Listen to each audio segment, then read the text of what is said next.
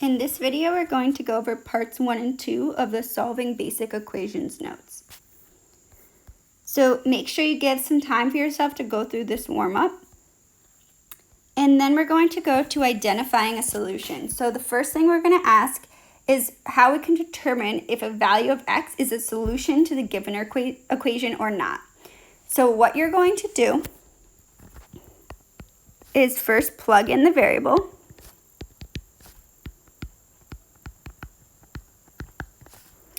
Then you're going to simplify using Pemdas.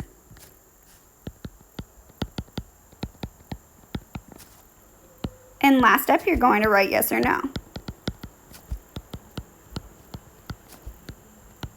So in this first equation, we have, buddy, quiet.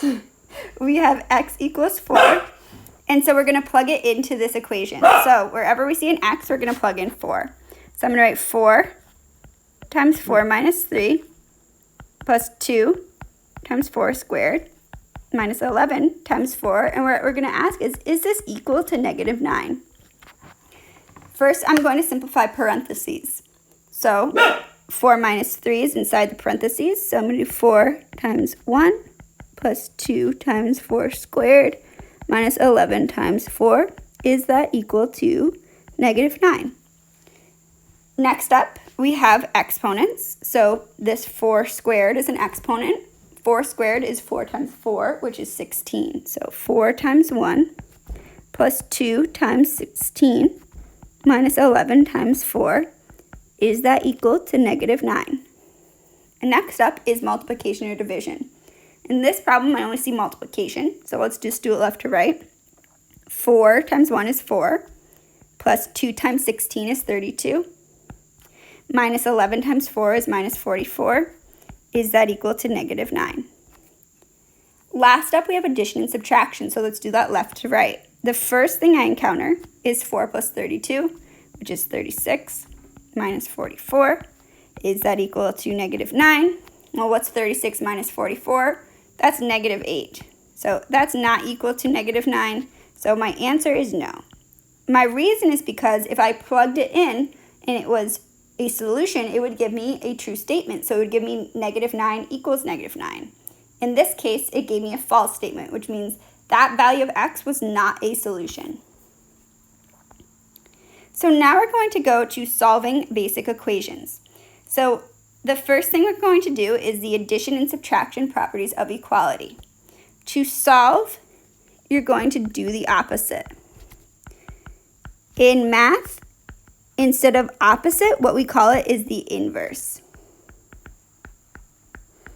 It's undoing whatever you're doing. So let's look at this first example. We have x plus 5 equals 12. What's happening to the x right now? It's being added to 5. So to undo adding 5, I'm going to subtract 5. When I subtract 5 from one side, I also have to subtract 5 from the other side to keep it balanced. So I end up with x plus, well, 5 minus 5 is just 0, right? So that kind of cancels, is equal to 12 minus 5, which is 7. So I end up with x is equal to 7. Next up, I have x minus 14 equals negative 9. Right now, I'm subtracting 14. To undo subtracting 14, I'm going to add 14. To keep it balanced, I'm going to add 14 to both sides. Now, I did this because this will cancel, so I'm just left with x on this side. On this side, I'm left with negative 9 plus 14, which is 5.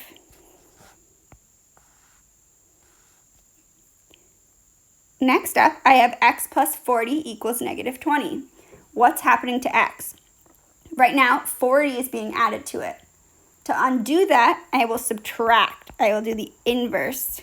So subtract 40 from both sides. This cancels, so I get x equals negative 20 minus 40 is negative 60. With any of these, I can check my answer by plugging back in. So if I plugged in 7 back into my original equation, I'd get 7 plus 5 equals 12. Notice this time 12 equals 12, which is correct, which means it is a solution.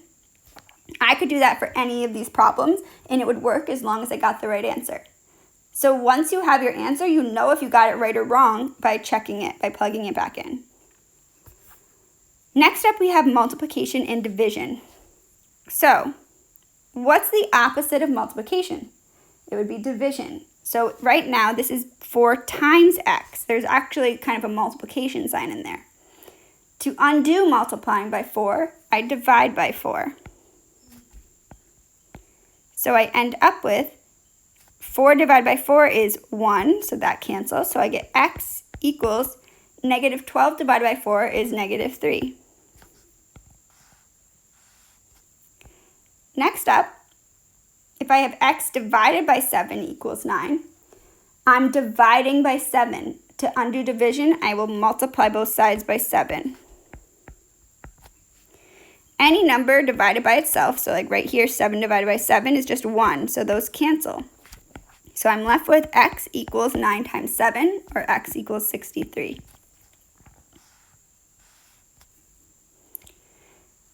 Next up, I have negative x equals 15. Well, this negative x is really like a negative 1. So whenever you see a negative sign, you can kind of just add a negative 1 in front of it. So I'm multiplying by negative 1. So to get rid of it, I divide by negative 1. So I end up with x equals 15 divided by negative 1 is negative 15.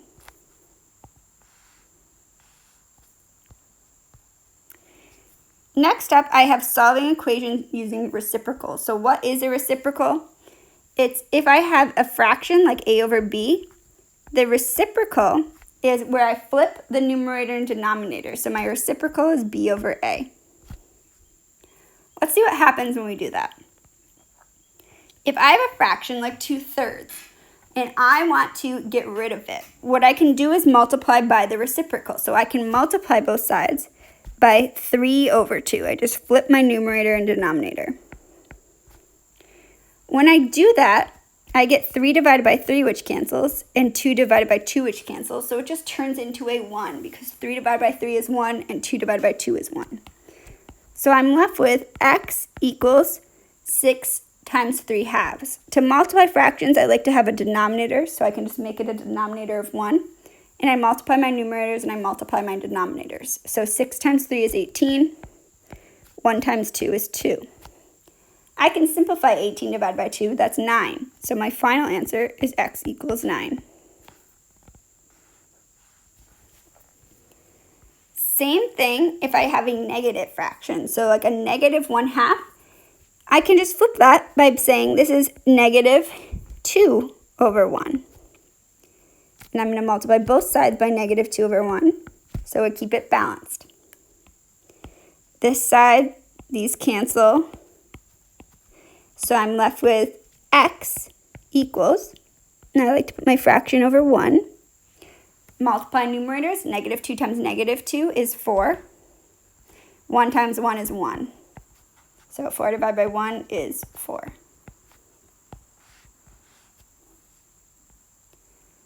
Let's try one more. I am multiplying x by 4 divided by 3. So to cancel that, I'm going to multiply by the reciprocal. These are going to cancel. So I'm left with x equals 1 times 3/4. Well, 1 times anything is itself. So 1 times 3/4 is just 3/4.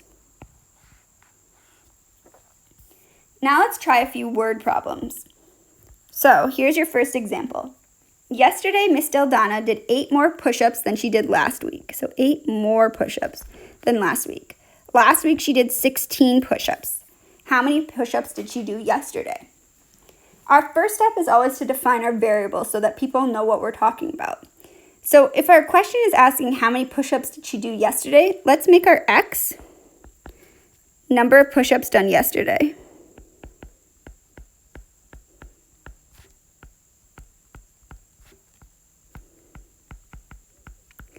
And now let's write an equation. So she did 8 more push-ups yesterday.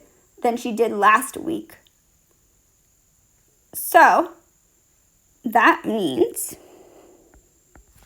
x minus 8 would give us the number of push-ups last week. So last week she did 16. Now let's solve. I can solve by adding 8 to both sides to undo the subtraction. And 8 minus 8 or negative 8 plus 8 is 0, so x equals 24. Now, if someone asks you a question and you respond x equals 24, that doesn't make any sense. So we make sure we use units. So in this case, 24 push-ups. So now we're speaking like someone would understand us. The next question asks, how many boxes of Girl Scout cookies can you buy with $35 if one box costs $4? We're talking about boxes, so it would make sense to make our variable x the number of boxes.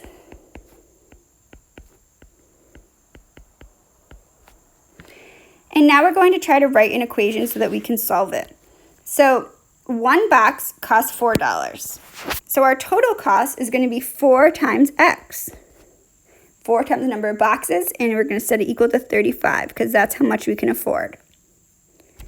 Now, to figure out what x is, I'm going to divide by 4 on both sides. So x is 8.75. But let's think about this. If I can't really buy 8.7 boxes, so I can only buy 8 boxes. I have some money left over.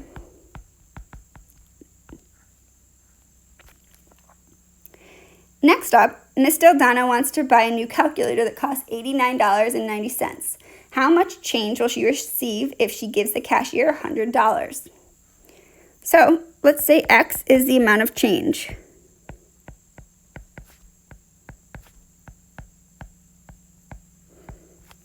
And we know $89.90 plus x would give us $100, right? Because we have our cost plus the change would add up to how much we paid. So let's subtract $89.90 from both sides.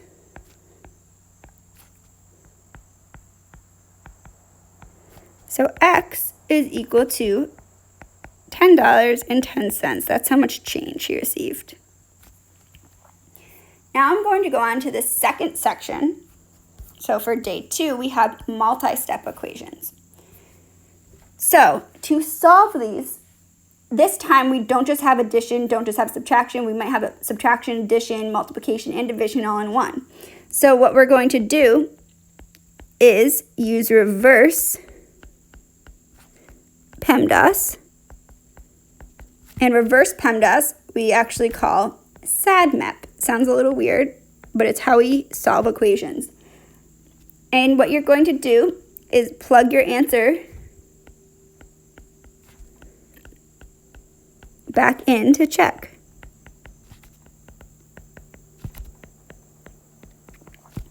So let's try to solve these equations. Now, instead of starting with parentheses or starting with multiplication and division, I'm going to start the opposite way. I'm going to start with addition and subtraction. So I see on this side I have a minus 4. I'm going to start by removing that, getting rid of that, by adding 4 to both sides. My goal is to get this n alone eventually. So when I add 4 to both sides, I get 2n equals 20. Now, we finished our addition and subtraction, so let's move on to multiplication and division. I'm multiplying by 2, so I'm going to undo this by dividing by 2. So n equals 10. And this next one, again, we're going to start with addition and subtraction. This one looks a little different because n comes after, but that's okay. So right now it's 4 being added to it. So we're going to subtract 4 from both sides to get rid of that. 4 minus 4 is 0. Don't forget there's still a negative n here. 28 minus 4 is 24. Now, like I said before, this negative sign is really like a negative 1 times n. So to undo it, I'll divide both sides by negative 1, and I get n equals negative 24.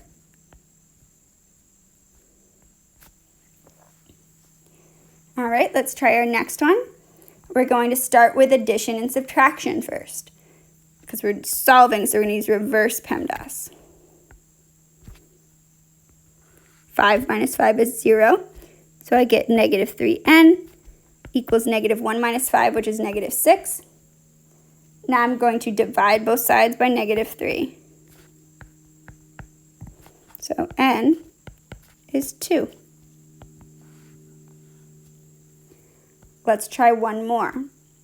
This one looks a little bit scary because we have this fraction. But remember, this fraction, this over 5, is really just division. So this is where it gets a little funky because we want to get rid of that fraction first so that this n plus 7 that's trapped up there can get out of the fraction. So to undo this first, I'm going to multiply both sides by 5, which cancels. So I'm left with n plus 7 equals 50. Now I'm going to subtract 7 from both sides. So I get n equals 43. For any of these problems, you can plug in your answer into the original to make sure that it works. So let's try it for 1. If I plug in my 10 here, I get 2 times 10 minus 4. Is that equal to 16? Well, let's use PEMDAS now to simplify. 2 times 10 is 20. 20 minus 4 is, in fact, 16. So 16 equals 16. I got my right answer. So you should always do this, especially on a test, to make sure that you got the right answer. Now let's try a few word problems. So, 62 students went on the Project O field trip. 3 buses were filled and 5 students traveled in cars. How many students were on each bus? My question is about how many students were on each bus, so it would make sense that my variable is the number of students per bus. Now let's write an equation. Well, if I know the number of students per bus and I had 3 buses, to figure out how many students that is, that's 3 times x. I also have another 5 students traveling in cars. And that should give me the total number of students. The total number of students is 62. So now let's try to subtract and find what x is. So we're going to use SADMAP again. We're going to do addition and subtraction first. So I'm going to subtract 5 from both sides.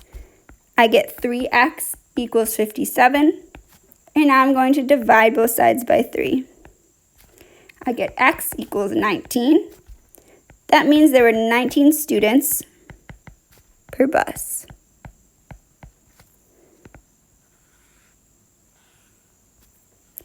So I always make sure at the end that I actually answered the question that someone asked me. Next up, you went to the grocery store and bought a watermelon for $3 and 5 tomatoes. You spent a total of $10.10. We want to know how much did each tomato cost. So that's what our variable is going to be. It's going to be the cost of each tomato. And let's see if we can write an equation that gives us the total. So our total is $10.50. I bought 5 tomatoes. To figure out how much 5 tomatoes cost, I'd multiply, I have 5 tomatoes times their cost. And I bought a watermelon for $3. That adds up to give me the total of $10.50. Now let's do SADMAP to figure it out. So I'm going to subtract 3 from both sides. These cancel. I get 5x equals 1050 minus 3 is 750. Now I'm going to divide both sides by x by 5 to get x alone. So I get x equals 150, which really means each tomato costs 150. So I answered my question. Last up, sometimes I have to solve equations that have exponents and roots in them. So first off, what's the difference between an exponent and a root? An exponent, if you might remember from before, is the power on a term. So if I have a to the x, this x right here is my exponent. And a root is actually kind of the opposite. It's the inverse of the power. So we take roots to undo or get rid of an exponent.